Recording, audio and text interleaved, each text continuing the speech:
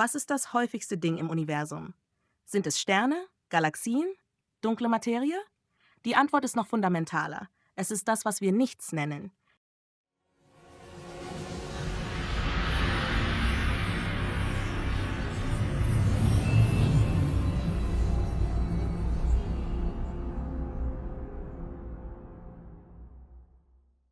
Der leere Raum zwischen allem. Und doch kämpfen wir als Zivilisation jeden Tag um Energie. Wir verbrennen unsere Welt, um unsere Lichter anzuschalten. Aber was, wenn die Lösung nicht darin liegt, mehr zu verbrennen? Was, wenn die Antwort auf unsere größte Krise direkt vor unseren Augen liegt? In diesem scheinbaren Nichts. Was ich dir in den nächsten 10 Minuten zeigen werde, ist keine Science Fiction. Es ist ein realer, patentierter Weg, um die Energie des Quantenvakuums anzuzapfen. Eine Energiequelle, die das Universum durchdringt, sauber ist und im Prinzip unerschöpflich. Bleib dabei, denn die Grundlage dieser Technologie ist eine der größten und vergessenen Geschichten der modernen Physik. Unsere Geschichte beginnt Anfang des 20. Jahrhunderts. Wir hatten gerade das Atom entdeckt und wir stellten es uns wie ein winziges Sonnensystem vor. Aber es gab ein riesiges Problem. Nach den Gesetzen der klassischen Physik sollte dieses Atom nicht existieren. Ein Elektron ist ein geladenes Teilchen, das sich bewegt. Und jede beschleunigte Ladung strahlt Energie ab. Das Elektron sollte also in weniger als einer Billionenstellsekunde seine gesamte Energie verlieren und direkt in den Kern stürzen. Materie, wie wir sie kennen, wäre unmöglich. Alles im Universum wäre implodiert. Also hier ist die erste entscheidende Frage, die alles verändert. Was hält die Welt also zusammen?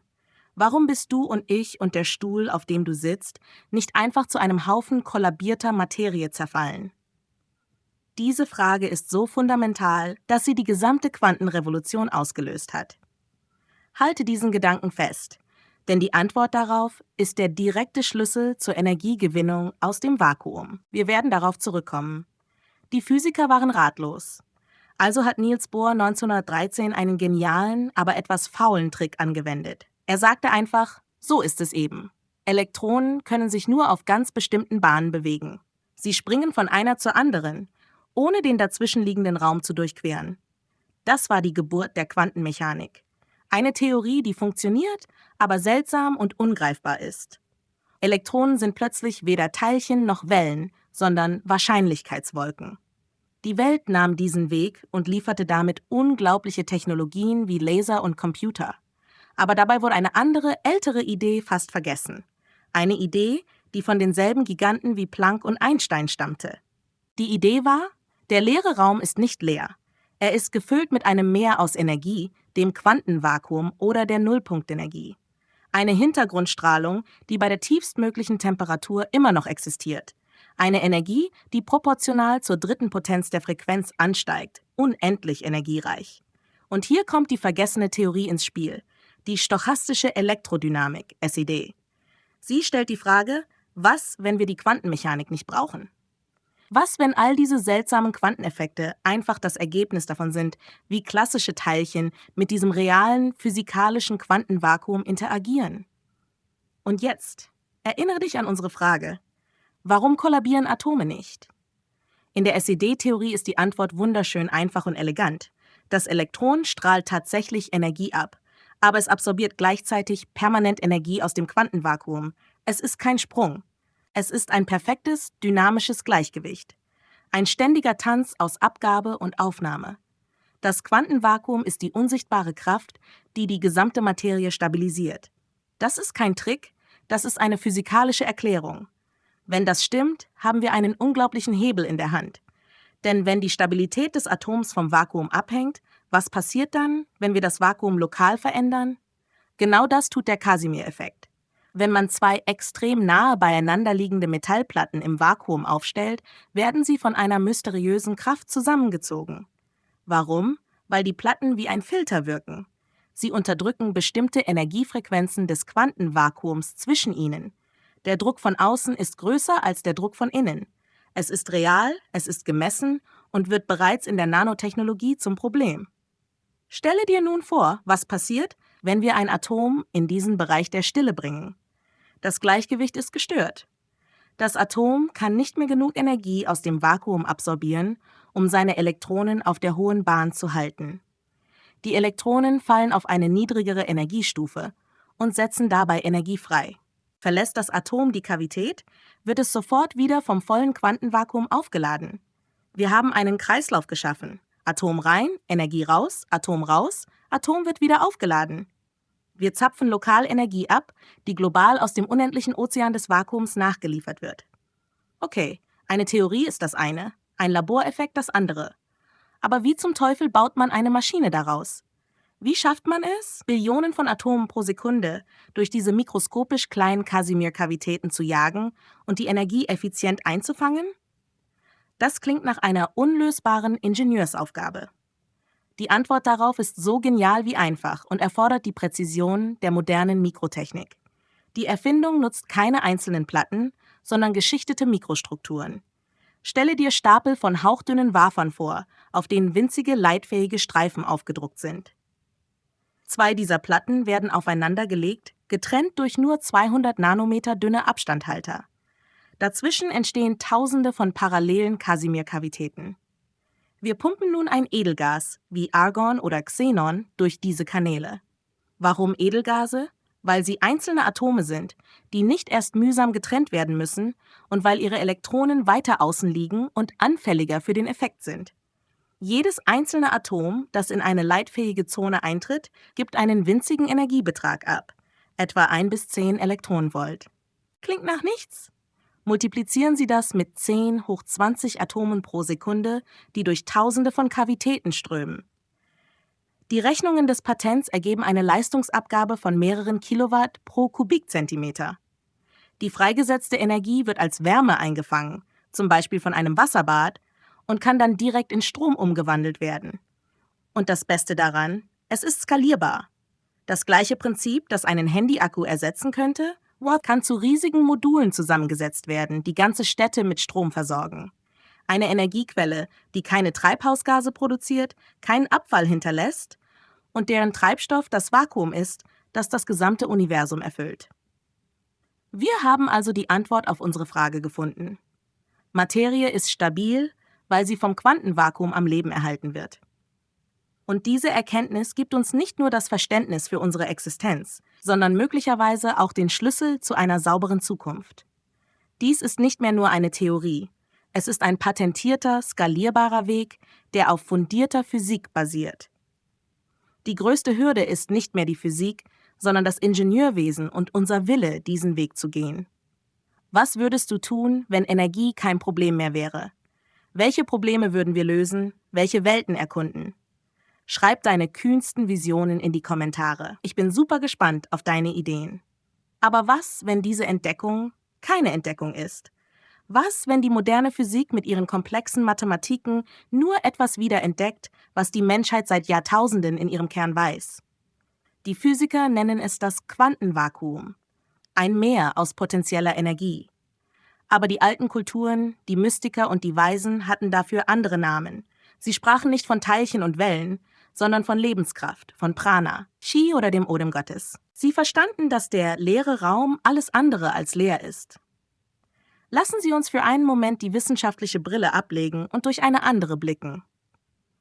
Lass uns die Möglichkeit erkunden, dass das Quantenvakuum und diese uralten Konzepte ein und dasselbe sind. Ein universelles Feld, betrachtet durch die Linse der Mathematik und durch die Linse der Mystik. Die alten Griechen, allen voran Aristoteles, sprachen vom Äther. Nicht als dem mysteriösen Medium des 19. Jahrhunderts, das Licht tragen sollte, sondern als dem 5. Element. Neben Erde, Wasser, Feuer und Luft war der Äther die Substanz, die den Himmel erfüllte und die göttliche Sphäre konstituierte. Er war das, was die Sterne am Himmel hält und die Götter atmen. Heute wissen wir, dass das Quantenvakuum tatsächlich die Quelle von allem ist. Virtuelle Teilchen entstehen und vergehen aus ihm, und laut der Urknalltheorie entstand die gesamte Materie und Energie des Universums aus einem unendlich dichten Zustand dieses Feldes. Der Äther ist also kein mystisches Konzept, sondern vielleicht die poetischste Beschreibung für die physikalische Realität. Das Feld aus reiner Potenz, aus dem alles wird. Er ist das göttliche Element, das wörtlich in uns und um uns herum ist. Aber wenn dieses Feld, dieser Äther, nicht nur passive Energie ist, sondern dynamisch und mit allem interagiert, welche Informationen könnte es dann speichern? Stelle dir vor, jede Schwingung, jeder Gedanke, jedes Ereignis hinterlässt eine Spur in diesem universellen Ozean. Dies ist genau das, was die esoterischen Traditionen des Ostens das Akasha-Archiv nennen. Eine nicht physische Bibliothek, die alle Ereignisse, Gedanken, Worte und Emotionen enthält, die je auf der Erde und im gesamten Universum stattgefunden haben. Es ist das kosmische Gedächtnis. Könnte das Quantenvakuum der physikalische Träger dieses Archivs sein? Wenn jede Interaktion eine Information im Vakuumfeld einschreibt, dann wäre das Feld eine unendliche Festplatte. Menschen, die in tiefer Meditation oder Trance auf dieses Archiv zugreifen, könnten im Grunde ihre eigene Bewusstseinsfrequenz mit der Frequenz dieses kosmischen Gedächtnisses abstimmen. Sie lesen nicht aus Büchern, sie empfangen die Information direkt aus dem Feld, aus dem wir alle bestehen. Die Religionen und Mythologien der Welt sind voll von Geschichten über Himmel, Hölle, Feenreiche oder Geisterwelten. Orte, die existieren, aber außerhalb unserer normalen Wahrnehmung liegen. Wir nehmen nur einen winzigen Bruchteil der Realität wahr. Das Quantenvakuum enthält Energien bei allen möglichen Frequenzen. Was, wenn spirituelle Welten einfach nur Realitäten sind, die mit einer anderen Schwingungsfrequenz innerhalb desselben universellen Feldes existieren? Wesen, die in einer höheren Schwingung existieren, wären für uns so unsichtbar wie Radiowellen für unsere Augen. Sie leben im selben Raum, aber in einem anderen Zustand des Feldes. Der Tod wäre dann kein Ende, sondern nur eine Frequenzänderung, eine Rückkehr in einen reinen Zustand des Äthers. Diese universellen Prinzipien sind nicht nur abstrakt, sie manifestieren sich hier und jetzt auf unserem eigenen Planeten. Die Erde hat eine eigene Frequenz. Sie wird als Schumann-Resonanz bezeichnet und liegt bei etwa 7,83 Hertz. Dies ist die Grundfrequenz des elektromagnetischen Feldes, das im Hohlraum zwischen der Erdoberfläche und der Ionosphäre schwingt. Und hier ist es unglaublich. Unsere Gehirnwellen im entspannten, meditativen Alpha-Zustand schwingen auf exakt derselben Frequenz. Das ist kein Zufall.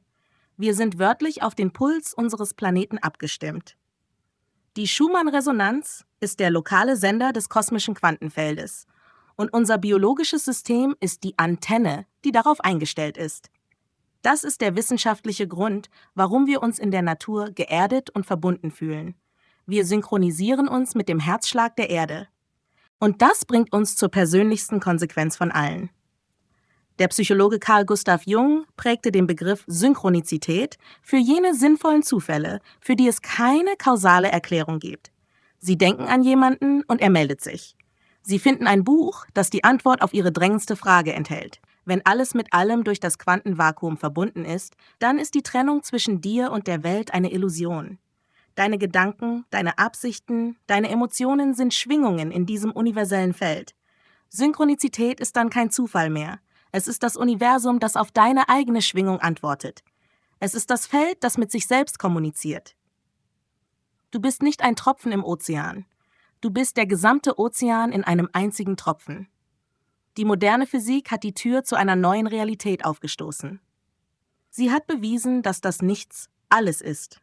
Und die alte Mystik hat uns den Wegweiser gegeben, um zu verstehen, was das für uns bedeutet. Wir stehen an der Schwelle, nicht nur eine neue Energiequelle zu nutzen, sondern unser gesamtes Weltbild zu revolutionieren. Wir sind nicht getrennte Wesen, die auf einem Felsen im All zufällig existieren. Wir sind bewusste Ausdrucksformen eines unendlichen, intelligenten Universums, das sich selbst erforscht. Die Frage ist also nicht mehr, ob dieses Feld existiert. Die Frage ist, wie werden wir es nutzen? Nicht nur, um unsere Häuser zu beleuchten, sondern um unser Bewusstsein zu erweitern. Wie werden wir lernen, bewusst mit der Synchronizität zu tanzen, anstatt nur von ihr überrascht zu werden? Wenn diese Reise von der Physik zur Seele dich berührt hat, gib diesem Video einen Daumen nach oben und abonniere den Kanal, um gemeinsam die Grenzen des Wissens zu erweitern. Danke, dass du Teil dieser Reise bist.